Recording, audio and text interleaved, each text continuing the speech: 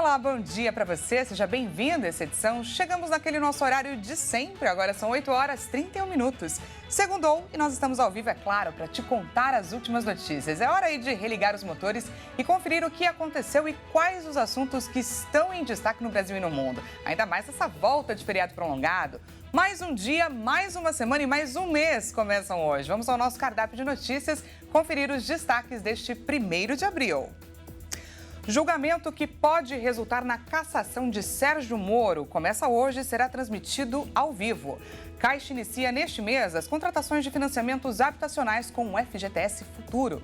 Israel deixa a área do maior hospital de Gaza após concluir a operação.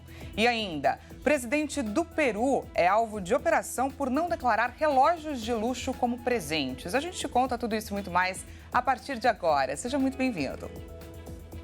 Bom, começa hoje o julgamento que pode resultar na cassação do mandato do senador Sérgio Moro. A audiência deve contar com 3 sessões e uma decisão do Tribunal Regional Eleitoral do Paraná é esperada até o dia 8 de abril. O processo tem origem em 2 ações de denúncia por abuso de poder econômico, uso de Caixa 2 e utilização indevida de meios de comunicação social durante a pré-campanha eleitoral de 2022, apresentadas pelo PL e pela Federação Brasil da Esperança. Em dezembro do ano passado, a Procuradoria Regional Eleitoral do Paraná emitiu um parecer favorável à cassação do senador. O processo revela gastos acima de R$2 milhões. A defesa do senador nega as alegações, argumentando que não houve gastos excessivos. Além disso, sustenta que as despesas feitas entre novembro de 2021 e o início de junho de 2022 não deveriam ser consideradas, pois o pré-candidato tinha aspirações políticas diferentes na época. Bom, além da cassação, os magistrados vão julgar a possibilidade de inelegibilidade do político por 8 anos. Se o TRE do Paraná condenar Moro, ele ainda pode recorrer da decisão ao Tribunal Superior Eleitoral. Mudando de assunto, a Caixa começa neste mês, agora em abril, as contratações de financiamentos imobiliários com a utilização do chamado FGTS Futuro. A expectativa do governo é que cerca de 60 mil famílias com renda até 2 salários mínimos sejam beneficiadas por ano. Mas vale lembrar que a nova modalidade só irá contemplar novos financiamentos. A modalidade permite o uso de contribuições futuras do empregador ao fundo para comprovar renda maior e comprar imóveis mais caros ou reduzir o valor da prestação do financiamento contratado no âmbito do Minha Casa Minha Vida. A princípio, vão ser contemplados os trabalhadores com renda mensal de até R$ 2.640 para aquisição de imóveis novos e usados pelo programa Minha Casa Minha Vida. Para usar a nova medida, o titular do fundo deve aprovar a realização da caução dos créditos disponíveis nas contas do FGTS por um prazo de 120 meses, somente no ato da contratação. Caso o trabalhador escolha a modalidade que usa os saldos do futuro, os valores serão bloqueados na conta vinculada até a quitação total. Porém, se o trabalhador for demitido, ele perde o direito de sacar o saldo da conta que estiver comprometido com o financiamento do imóvel. A Caixa ressalta que a escolha da utilização do FGTS Futuro para o financiamento habitacional é exclusiva do trabalhador e é válida para novos contratos. Com a medida, a expectativa do governo é que cerca de 60 mil famílias com renda até 2 salários mínimos sejam beneficiadas por ano. O vice-presidente e ministro do Desenvolvimento, Indústria, Comércio e Serviços, Geraldo Alckmin, foi diagnosticado com Covid-19. Segundo o comunicado deste domingo, as agendas previstas para o início da semana foram suspensas. Essa é a segunda vez que o vice é infectado pelo coronavírus. A última agenda presencial de Geraldo Alckmin foi na quinta-feira, em um almoço que contou com a presença de autoridades como o presidente Lula e também o presidente francês Emmanuel Macron. Um levantamento mostrou que o INSS possui cerca de 130 mil denúncias de descontos não autorizados em benefícios como pensões e aposentadorias. Esse número, gente, representa 2% do total de vínculos associativos entre beneficiários e entidades vinculadas ao Instituto. Esses descontos não autorizados em benefícios nada mais são que valores que por vezes passam despercebidos pelas pessoas que não conferem mensalmente o seu extrato do INSS. O levantamento mostrou que cerca de 6,5 milhões de brasileiros sofrem com essas condições em todo o território brasileiro. Atualmente, existem 29 entidades conveniadas ao INSS, como sindicatos e associações voltadas a aposentados, e elas têm sido as grandes vilãs dessas cobranças não autorizadas. Vale ressaltar que esse desconto só pode ser feito quando o beneficiário aceita contribuir. Nessa condição, ele se torna um associado e começa a pagar uma mensalidade para as conveniadas. Entretanto, os segurados alegam que esses valores estão sendo descontados sem autorização, ou seja, sem que o beneficiário tenha aceitado se tornar associado dessas entidades. Muitos afirmam que nunca sequer foram contatados por essas associações. Dados do Procon de São Paulo apontam que nos 3 primeiros meses deste ano, o número de denúncias dessa natureza dobrou em relação ao mesmo período do ano passado. O INSS afirma que é comum que algumas associações registrem aumentos expressivos no número de associados em alguns meses, mas que o número é alto e será investigado. A orientação para quem teve algum desconto não autorizado é pedir o bloqueio por meio do aplicativo Meu INSS ou ligando na Central 135. O INSS também informa que essas entidades são notificadas e obrigadas a fazer a devolução dos valores diretamente aos beneficiários. Para que os descontos com associações vinculadas ao INSS sejam permitidos, é necessário que os segurados assinem uma ficha de filiação com essas entidades. Para mudar esse cenário, o Instituto publicou há alguns dias uma nova normativa que prevê que só serão aceitos vínculos associativos em que os segurados tenham feito essa autorização por meio de biometria. O objetivo é aumentar a segurança no processo. As associações têm 180 dias para se adaptar, o que significa que a medida passará a valer em meados de setembro deste ano. E a partir dessa segunda-feira, os remédios estão mais caros nas farmácias. Pois é, quem precisar de alguma medicação pode encontrar os preços até 4,5% mais altos. O consumidor deve começar a sentir o aumento no bolso em breve. O percentual de 4,5% foi definido pelo Conselho da Câmara de Regulação do Mercado de Medicamentos, com cálculo baseado no Índice Nacional de Preços ao Consumidor Amplo do período de março de 2023 a fevereiro de 2024. O reajuste do preço máximo foi igual ao índice da inflação e deve atingir cerca de 13 mil produtos.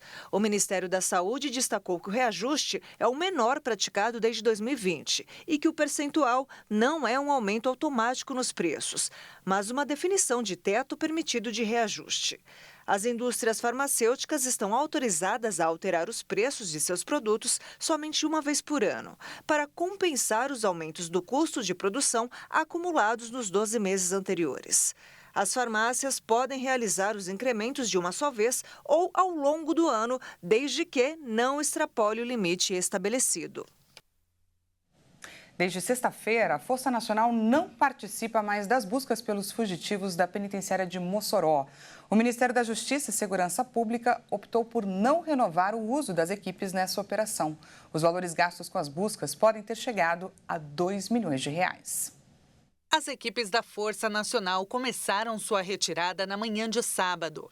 Deibson Nascimento e Rogério Mendonça fugiram no dia 14 de fevereiro e os militares da Força Nacional chegaram a Mossoró no dia 23 de fevereiro para auxiliar nas buscas.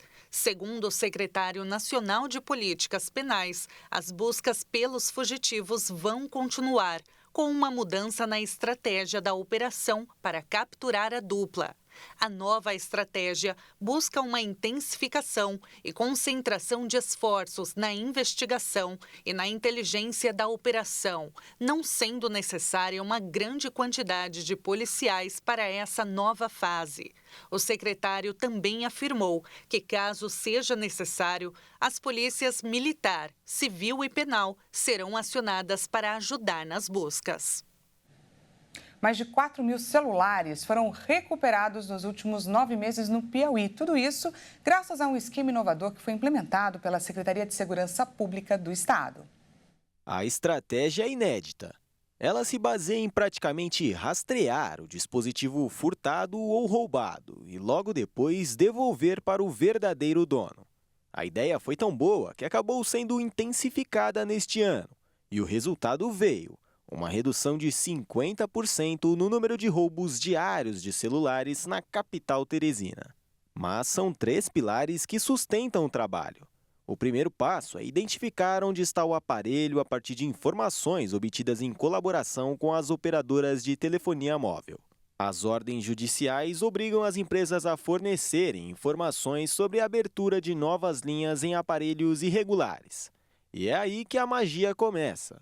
Logo depois, as autoridades enviam intimações em massa para todos os aparelhos. Quem está com o celular recebe. E lá eles são orientados a comparecerem a uma unidade policial para fazerem a entrega do aparelho. Se seguirem à risca, não saem como responsáveis pelo roubo ou furto. Até porque não é possível atribuir nenhum tipo de prova sobre a ocorrência. Mas se fingirem que não viram nada, o monitoramento vai continuar e os policiais podem ir pessoalmente fazer a apreensão. A última etapa é feita pela Operação Interditados. Nessa, os agentes realizam a interdição de estabelecimentos, tanto físicos como virtuais, que compram ou revendem esses celulares roubados. Todos os dados da investigação ficam centralizados em um aplicativo desenvolvido pela inteligência da SSP. Isso permite que consultem num só lugar as informações relacionadas à ocorrência, desde registros de busca até dados sobre a recuperação. A estratégia é tão boa que outros estados já estão implementando modelos semelhantes ao que é desenvolvido pelo Piauí. E foi em colaboração com a Polícia Civil de outros lugares que a investigação piauiense recuperou aparelhos comercializados na Bahia, São Paulo, Minas Gerais e até no Rio de Janeiro. Só neste ano foram realizadas mais de 1.000 intimações. 17 pessoas foram presas. E o melhor, 442 celulares que haviam sido roubados foram entregues aos donos. O problema é que em todo o Brasil, quase 1 milhão de aparelhos foram levados pelos criminosos em 2022. Mas com a chegada dessa nova estratégia, a expectativa é de que os brasileiros possam finalmente caminhar pelas ruas mais aliviados. Quem sabe, não é? Veja a seguir, Israel deixa a área do maior hospital de Gaza após concluir a operação. E ainda, presidente do Peru é alvo de operação por não declarar relógios de luxo como presentes. A gente volta já já. Não perca!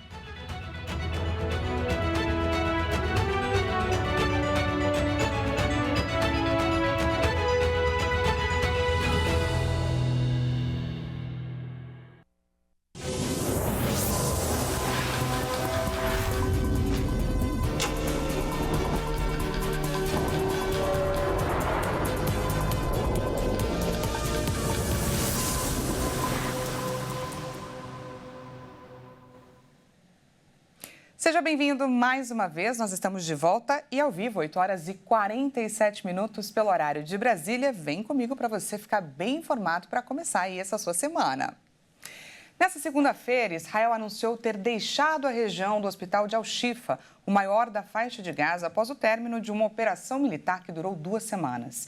Os militares concluíram uma ação que tinha por objetivo fazer uma varredura no local, apreendendo armas e documentos de inteligência. Desde antes dessa incursão terrestre no Al-Shifa, Israel acusava o Hamas de usar estruturas como hospitais para fins militares. Segundo as forças de defesa de Israel, terroristas foram mortos durante essa operação.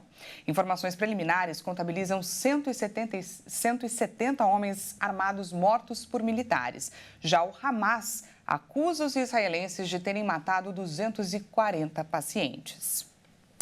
Em contrapartida, neste domingo, diversos pontos da faixa de Gaza foram bombardeados. Segundo o diretor-geral da Organização Mundial da Saúde, um dos alvos foi o hospital de Al-Aqsa, onde 4 pessoas morreram. Bombardeios também foram registrados no sul do Líbano, onde integrantes do movimento Hezbollah foram alvo. Em contrapartida, Israel enfrenta aí uma onda de protestos em massa pela libertação de reféns e também pela saída do primeiro-ministro Benjamin Netanyahu. Os bombardeios ocorrem antes do início de uma nova série de negociações entre Israel e o movimento islamista palestino Hamas. O primeiro-ministro israelense Benjamin Netanyahu afirmou neste domingo que o Hamas está endurecendo suas posições nas negociações para uma trégua. Enquanto isso, em Jerusalém, os manifestantes israelenses bloquearam uma estrada em um protesto contra o governo. Milhares marcharam pedindo esforços redobrados para libertar os reféns detidos em Gaza e a deposição de Benjamin Netanyahu. Houve confrontos com policiais. É a segunda noite consecutiva de protestos em massa.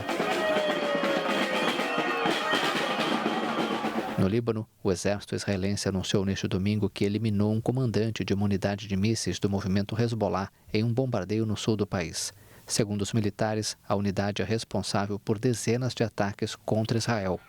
Em Ramallah, nos territórios palestinos, os ministros do novo governo palestino, formado por moradores de Gaza e 4 mulheres, tomaram posse neste domingo. O presidente palestino Mahmoud Abbas presidiu a cerimônia. A autoridade palestina, liderada por Abbas, está sob pressão da comunidade internacional para adotar reformas, especialmente para preparar o pós-guerra na faixa de Gaza. Trazemos agora um balanço sobre a guerra em Gaza, que está prestes a completar 6 meses. O exército de Israel anunciou que 600 soldados morreram desde o início do conflito, desde o fatídico 7 de outubro de 2023.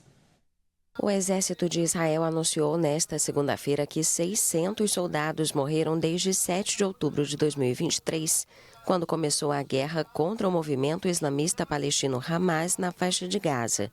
Em seu site oficial, o exército informou a morte de Nadar Cohen, de 20 anos, natural de Haifa, e revelou que 600 soldados morreram em Israel e nos territórios palestinos desde o início da guerra. Mais de 300 militares morreram durante o ataque do Hamas em 7 de outubro contra o território israelense. Outros militares morreram na Cisjordânia ocupada e na fronteira com o Líbano, onde desde 7 de outubro acontecem trocas de tiros quase todos os dias. Além disso, mais de 1.500 soldados israelenses foram feridos em território palestino desde o início da operação terrestre. A lista de baixas de guerra publicada pelo exército israelense com os mortos desde o começo do conflito inclui soldados e reservistas. Neste final de semana, as autoridades peruanas revistaram a casa da presidente Dina Boluarte e a sede do governo, no âmbito de uma investigação sobre relógios, sobre presentes que ela não havia declarado como parte do patrimônio.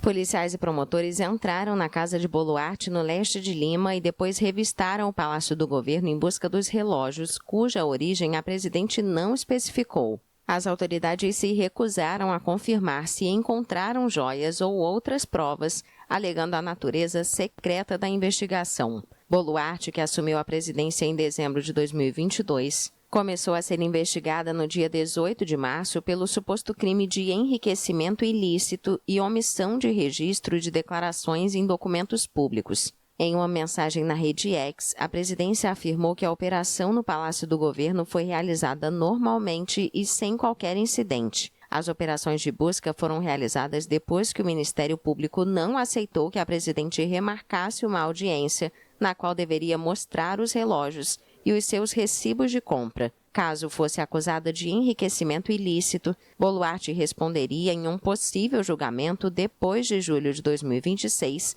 quando termina seu mandato, conforme estabelece a Constituição. O escândalo pode levar a um pedido de demissão de Boluarte no Congresso. Para que isso aconteça, os grupos de direita que controlam o parlamento unicameral e são o principal apoio da presidente terão que apoiar os grupos minoritários de esquerda em uma aliança difícil de alcançar. Agora a gente fala sobre um sequestro que aconteceu em um café nos Países Baixos. O pânico se instaurou por várias horas, mas terminou com a libertação de todos os reféns sem ferimentos e a detenção de um suspeito. As autoridades afirmaram que não há indícios de que o crime, que aconteceu em um café na cidade de Ed, no sul do país, tenha sido um ato terrorista. A polícia foi alertada sobre uma suposta tomada de reféns pouco depois das 5 da manhã no horário local, no café Petticoat. Segundo a imprensa local, um homem desorientado invadiu o café onde vários trabalhadores faziam a limpeza após uma festa. O indivíduo estava armado com facas e também teria ameaçado usar explosivos. Os policiais chegaram ao local em poucos minutos e começaram a falar imediatamente com o suspeito. O homem tem antecedentes criminais por comportamento ameaçador. A motivação do crime e o estado psicológico do agressor estão sendo investigados. O incidente provocou uma grande mobilização da polícia e do esquadrão antibombas. As forças de segurança isolaram o centro da cidade e os moradores de quase 150 casas localizadas próximas ao estabelecimento foram obrigados a deixar a região. A situação se arrastou por horas antes que os reféns fossem libertados e o suspeito detido. E antes de encerrar, que tal passear rapidamente pelo outro lado do mundo? Vamos pegar carona com a tecnologia para ver como estão as coisas no Japão. Vamos agora até a estação de Tóquio, que sim, gente, é este grande, belíssimo prédio em destaque na imagem. Essa estação é o principal ponto ferroviário de Tóquio, é a maior estação do país, obviamente, com um grande número de trens passando aí por lá todos os dias. A movimentação, gente, está baixa, mas vale destacar que agora são 8 horas e 56 minutinhos por lá, já que temos aí uma pequena diferença de 12 horas com o fuso japonês. Bom, é com essas imagens, com essa espiadinha curiosa que a gente encerra o Jornal da Manhã. Às 10 horas, Juliana Dariva chega com mais informações e a gente volta a se encontrar à 1 da tarde, quando eu vou trazer de volta aí um balanço das notícias da manhã dessa segunda-feira. Portanto, não perca. Até lá!